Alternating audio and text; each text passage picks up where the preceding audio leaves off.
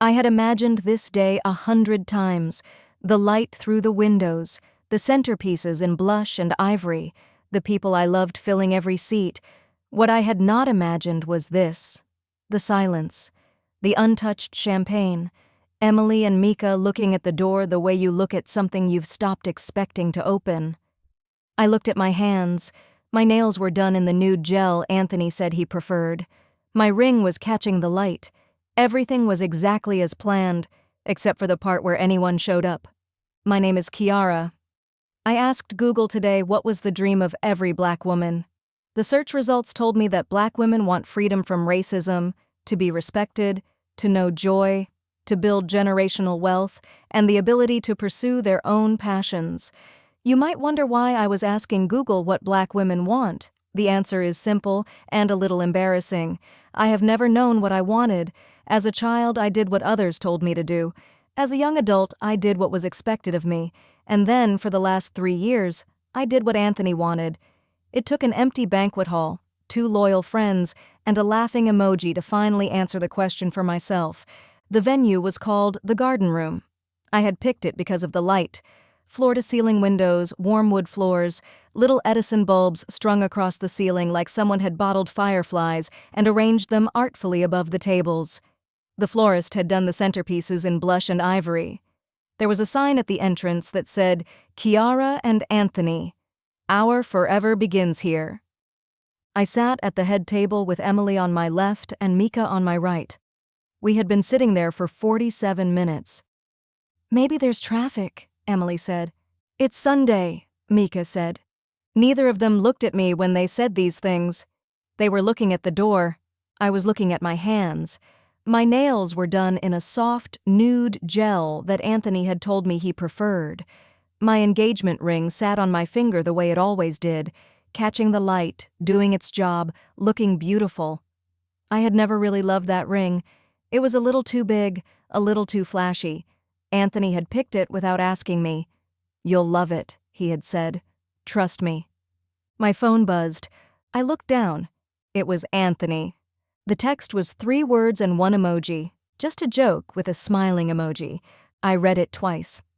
Then I put my phone face down on the table and sat very still for a moment, the way you do when you're deciding whether or not you're going to cry. I decided I wasn't. "Kiara." Mika's voice was quiet. I was silent. "What does it say?" I turned the phone over and slid it across the white linen to her. She read it, passed it to Emily. Emily read it. There was a long silence. "The party is happening 2 hours later," I said. It wasn't a question. I had already figured it out. The updated invitation, the changed time. Everyone had gotten a new invitation except for Emily and Mika, and myself, of course, because whoever had sent it had wanted to keep them out of the loop, because they were my best friends, and would have told me. I had 2 guesses about who that was, and the second guess didn't matter because the first one was almost certainly right. We sat there another few minutes. No one said anything. The Edison bulbs flickered gently. The centerpieces were beautiful. Then Mika reached across the table and covered my hand with hers. "Okay," she said. "We're leaving." We left. How did I get here? That's the question I kept coming back to, sitting in the back of the rideshare with Emily and Mika, my full engagement party outfit, the dusty rose midi dress, the strappy heels, the hair I had spent 2 hours on, completely wasted on a car interior, and a driver who had the sense not to say anything. How did I get here? And the answer starts the way most answers do. At the beginning, with a little girl who figured out very early that the world was not particularly interested in her. I am the middle child of the Sterling family. There's Camille, who is 4 years older than me and was, from approximately the age of 9, the most magnetic person in any room she entered. Sporty, confident, the kind of popular that doesn't require effort. And then there's Jerry, who is 3 years younger than me and was, from the moment he was born, treated as though the sun rose specifically to shine on him. Youngest son, never cleaned a dish, never took out a trash bag, had 2 older sisters to do it for him, and parents who saw nothing wrong with that arrangement. I existed in the space between them, present but not particularly noticed. I learned early that this was just the shape of things. By first grade, I had figured out my solution: grades. Not because I was especially gifted. I want to be clear about that. I worked. I worked at it the way other kids worked at sports or music or being funny. I read ahead, I took notes, I recopied things until they made sense to me, and when I came home with a report card that said straight A's, my mother would smile at me with her whole face, my father would put his hand on my shoulder and squeeze, and for one brief moment I existed in the room the way Camille and Jerry always did. One brief moment was enough to keep me going for another semester. There was one other thing that helped. I found it at the school book fair when I was 6 years old. A small picture book with a soft cover and the words, "I am enough," printed across the front in warm, rounded letters. Written by Grace Byers. I didn't fully understand it the first time I read it, but I understood enough. I understood that the book was saying something to me that no one in my house was particularly concerned with saying, that I was, just as I was, sufficient, that I didn't need to be Camille, that I didn't need to be Jerry, that I didn't need to be anything other than what I already was. I kept that book. I still have it. A copy of it has lived on my nightstand, or my desk, or tucked into my work bag for as long as I can remember. When I went to college, it came with me. When I got my first apartment, it sat on the shelf in my bedroom. When I moved in with Anthony, I put it on my nightstand, and he asked me once why I kept a children's book in the bedroom, and I told him I just liked it, and he said, and moved on because Anthony was not particularly interested in the parts of me that didn't involve him. I'm getting ahead of myself. I am good at my job. I want to say that plainly, because I spent a long time not saying it plainly. I'm an IT programmer. I have been with the same company for 6 years. I have been promoted 4 times. I pay my bills on time. I pay other people's bills on time. I am responsible and consistent, and when something breaks at 2 in the morning, I am the one who fixes it. I built myself from the ground up. No one handed me anything. The grades got me into college on scholarship, the scholarship got me the degree got me the job, and the job got me everything else. The apartment, the savings account with the number in it that I don't say out loud because I was raised to believe that's not what you do. The ability to walk into a room and know that whatever happened, I could handle it. That last one took the longest, but I got there. I was 27 when I met Anthony. He was handsome. I will not be petty about that.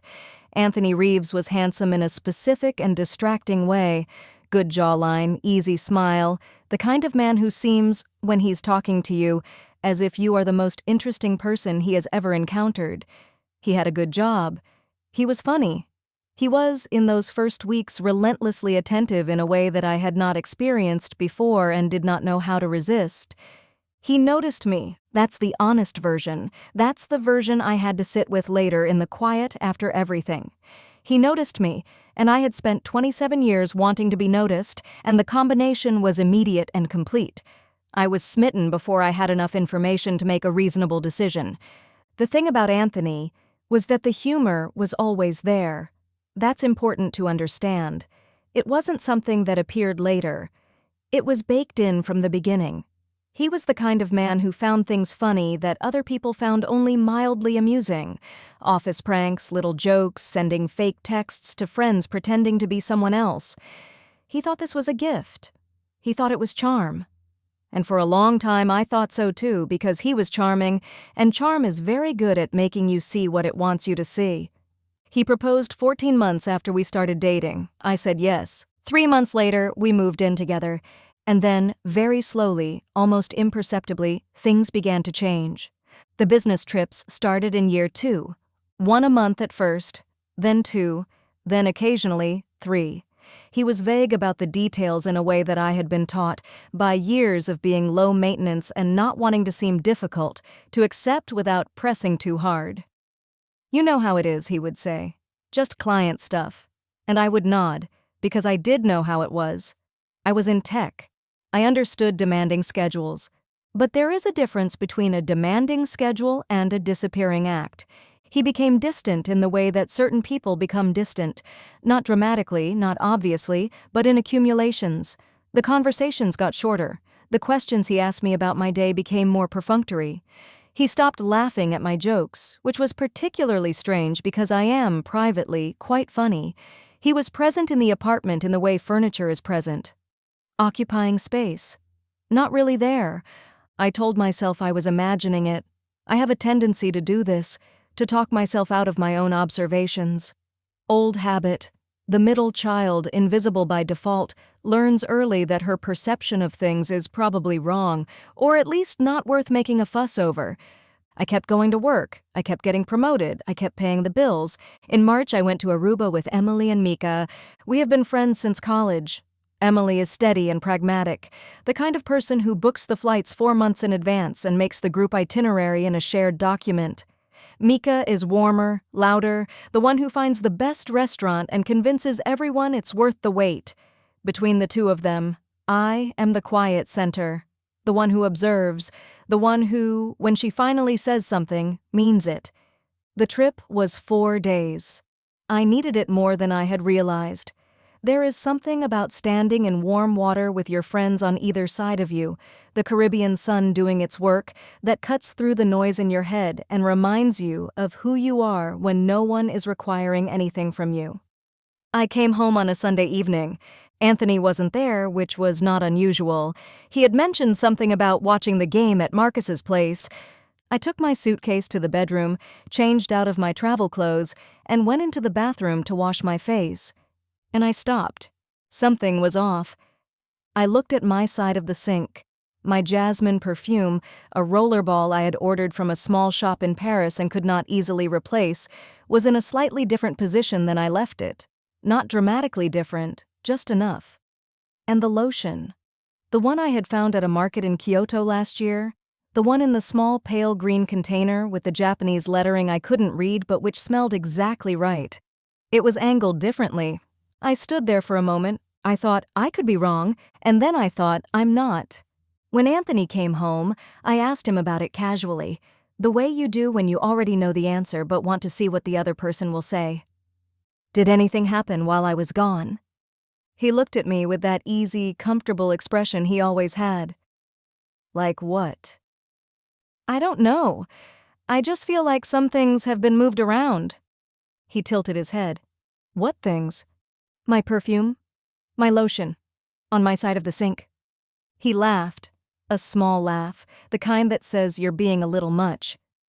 I don't even go on your side of the sink, Kiara. I know, I said, and I let it go. But I didn't actually let it go. What I did was start paying attention. The paying attention was quiet and methodical. I didn't say anything dramatic. I didn't go through his phone. I simply watched and recorded and cross-referenced and built a picture the way I build solutions at work, systematically without sentiment. His schedule, his demeanor, small inconsistencies in things he said, the way he would sometimes come home from these supposed client trips and shower immediately, urgently, as if he were washing something off before I could ask about it. I didn't know what I was looking for exactly. I thought I was looking for another woman. What I found was just stranger. His sister's name is Lauren. Lauren Reeves was 2 years older than me, which made her 2 years older than Anthony, and she had been in his life in a specific and significant way since their mother died during his sophomore year of college. He had been 20 when it happened. Lauren had been 22. She had taken care of him in the way that older siblings do, absorbing the grief, managing the practical things, making sure he got through the semester. He was loyal to her the way you are loyal to someone who was there when your world fell apart, completely, without question. I had met Lauren at Christmas, the first year Anthony and I were together. She had been perfectly pleasant, perfectly polite, the kind of pleasant that has a thin film over it, like lacquer, and underneath the lacquer is something else entirely. She was beautiful. I want to note that because it's part of the story. Lauren was striking. Tall, clear skin, the bone structure that makes people stop mid-sentence. She was also popular the way Camille was popular, in that uncomplicated and seemingly effortless way. But Lauren had a thing about me. I felt it from the beginning. I didn't know what to call it. It wasn't contempt exactly. It was more like surveillance. She watched me the way someone watches a thing they're trying to figure out. It took me a long time to understand what was underneath it. Because the thing that's hard about envy is that it doesn't look like envy. It looks like indifference. It looks like mild dislike. It looks like asking pointed questions at Christmas dinner about your lease terms or your tax bracket, and then laughing when you seem uncomfortable. What I eventually understood was this. Lauren was not threatened by women who were prettier or more popular than her. She was used to being that woman. What she wasn't used to was someone who had built something she hadn't, who owned things, who was, in the practical and financial sense, doing better than she was, and who her brother was choosing every day over her. She had access to the apartment. Anthony had given her a key a while ago, during a period when she had been going through a difficult time and needed a place to stay. He had never asked for it back. I had not known this until I started paying attention. It was Lauren who had been in the apartment, Lauren on my side of the sink, Lauren picking up my jasmine perfume and turning it over in her hands, perhaps, wondering what it said about me that I had things like this: Japanese lotion, Parisian perfume, a nightstand copy of a Grace Byers book. I didn't confront anyone, not yet. I was waiting to understand the full shape of the thing before I said anything. And then the engagement party arrived, and the full shape of the thing became very clear. The invitations had gone out 3 weeks before. I had addressed them myself. The good envelopes, ivory cardstock, the calligraphy pen I had bought specifically for this. I had given Anthony the list to add his side of the family and his friends, and he had handled that portion himself, which I now understood was the point. What I did not know until I was sitting in the garden room with 2 friends and 47 minutes of silence was that a second invitation had gone out. An updated one, with a new time, 2 hours later than the original, and a cheerful little note about a change of plans. It had gone to everyone on Anthony's list, and to everyone on mine except Emily and Mika, whose contact information Lauren did not have. The real party happened without us. The garden room, all those Edison bulbs and blush centerpieces, and the sign that said, "Our forever begins here," was apparently not the venue that mattered. The venue that mattered was at a different time, with everyone we knew, waiting for a bride who had been quietly and deliberately rerouted. I imagine the questions: where's Kiara? Is she running late? Has anyone called her? I imagine Lauren somewhere in that room with her perfectly arranged face. I imagine Anthony, the jokester, the man who thought himself so charming and so funny, watching the clock and waiting for the right moment to send his 3 words and his laughing emoji. Just a joke. I have thought about that emoji a lot since then. The specific choice of it. He could have sent a concerned face. He could have called. He could have done 100 things. He sent a laughing emoji because that is who Anthony is. He thought it was funny. He thought 2 hours in an empty room was a punchline. He had not thought, or had thought and not cared, about what it meant to be a black woman in a dusty rose dress in an empty banquet hall with a sign above the entrance that said, "Our Forever." We ended up at Mika's apartment. She made tea without asking if we wanted it and brought it out in 3 mugs, and we sat on the floor because the couch felt too formal for what was happening. I had not cried. I want to be clear about that. I was not in the crying stage. I was in the very still, very quiet stage that sometimes comes before clarity. "We never really liked him," Emily said. She said it gently, carefully, the way you say something you've been holding for a long time and finally understand you're allowed to put down. "I know," I said. "He never seemed like he was actually on your side." I thought about that. I thought about the ring I hadn't chosen and the perfume he'd never asked me about, and the way he always laughed at the wrong moments. "No," I said. "He wasn't." Mika wrapped her hands around her mug. "What are you going to do?" I didn't answer right away. I was thinking about what I wanted, which was a thing I had not practiced in a long time. Rather than touch the earth to ground myself, I thought, I am going to touch books. I thought about the copy of I Am Enough on my nightstand at home, the home I paid for, the home where someone else had a key and I had not known it.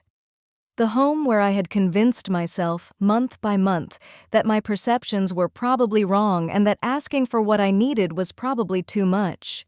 I thought about the girl I had been at 6 years old, standing at a school book fair, picking up a small picture book and understanding something in it that I could not yet name. I thought about what Google had told me that morning: freedom, respect, joy, the ability to pursue your own passions. "I'm going to be fine," I said, and I meant it in the specific way that tells you something is actually true, not in the way you say it to reassure people, in the way that lands in your chest and stays there. They came to the apartment the next morning, Anthony and Lauren, together, which told me everything I needed to know about the nature of the apology before a single word was said. I found this out later. I wasn't there. I was at Mika's, still in my clothes from the night before, with a cup of coffee and my phone in my hand, reading the messages Anthony was sending with the same calm, detached curiosity I brought to debugging code. He was sorry. It had been a joke. It had gone too far. He knew that now. He wanted to talk. Lauren did not text. I read Anthony's messages twice and then set my phone down and finished my coffee. There is a version of this story where I go back, where I accept the apology, where I reframe the whole thing as a bizarre misfire of his particular brand of humor, where I have a serious conversation about boundaries and his sister and the key she still had, and we move forward, and I keep paying the bills and coming home to someone who has slowly, steadily been treating me like a prop in his own story. I know that version. I have seen that version. I have watched women I care about live in that version for years. I chose differently. On Monday, while Anthony was at work, I went home. I had already made the list over the weekend. I am good at lists. I am good at preparation and systems and knowing exactly what needs to happen in what order. I brought boxes. I brought Emily, because Emily is efficient and does not get distracted by sentiment. Mika came too, but her job was moral support, which she provided by making commentary on everything Anthony owned that she found objectionable, which turned out to be quite a lot. I took my clothes, my equipment, the things I had brought into the space and the things I had bought while I was in it. I took the Kyoto lotion from the bathroom and set it gently in the box. I took the Paris perfume. I took everything from my side of the sink. Last, from the nightstand, I took the copy of I Am Enough. I had a new apartment within the week, signed, deposited, and arranged before Anthony had fully processed what was happening. This is one of the advantages of being financially stable in a way your partner is not. You can move quickly, and they cannot follow. It turned out that Anthony's comfortable life had been substantially underwritten by my income. I had not fully understood the scale of this until I was gone and could look at the numbers from a distance. His portion of the expenses had always been smaller than mine. His savings were not what I had assumed. The lifestyle, the dinners, the trips, the engagement party venue that I had paid for in full had been mine, built by me, maintained by me. Without me, he had to make adjustments. The adjustments were significant. He moved to a smaller apartment across town, 2 bedrooms down to a tiny studio, the kind of building with a parking lot instead of a garage. He called me 4 times in the first month, texted more. The messages had the quality of a man who is newly aware of what a thing costs because he is now the one paying for it. "I miss you. I was an idiot. Can we please talk? Kiara, come on." I read them. I did not respond in the way he was hoping for. I responded once, briefly, to confirm that my name should be removed from the lease and that I would handle my portion of the utility transfer, and then I went back to my life. The new apartment has good light. I made sure of that when I chose it. South-facing windows, clean floors, a bedroom that is entirely, completely, definitively mine. The nightstand is on the left side of the bed, which is the side I prefer. On it is the lamp I picked, the water glass I picked, and the copy of I Am Enough that has followed me since I was 6 years old. I have been thinking about what Google told me: freedom, respect, joy, the ability to pursue your own passions. I have been thinking about what I actually want. Not what was expected of me, not what he preferred, not what seemed like the reasonable and low-maintenance thing to desire. What I, Kiara Sterling, specifically and actually want. It's a longer list than I expected. I want to travel. Not couples travel, not the trip to his friend's wedding in Phoenix, but the real kind. The kind where you stand in a Japanese market and find a lotion you can't explain, but that smells exactly right, and you buy it, and it becomes yours. I want to read whatever I want on the nightstand. I want to come home to a space that is entirely, precisely as I arranged it, and find it exactly that way when I return. I want to stop performing smallness for people who were not worth the effort. I want to know what I know. Trust what I see. Stop talking myself out of my own observations. I am good at my job. I have built a life that other people would like to have. I am capable and steady and funnier than most people realize. I am not the middle child who needs to earn her place at the table. I have my own table. I bought it. I asked Google what Black women want. I don't need Google anymore. I know what I want. I found it somewhere between a dusty rose dress and an empty room with Edison bulbs, between a laughing emoji and a Monday morning with a box of my own things, between the girl at the book fair who didn't fully understand the words but understood they were meant for her, and the woman who finally stopped needing anyone else to say them. I am enough. I have always been enough. I just needed everyone else to get out of the way so I could see it. The jasmine perfume is on the left side of my bathroom sink. The Kyoto lotion is beside it. Nothing has moved. If you enjoyed this story, please like and subscribe.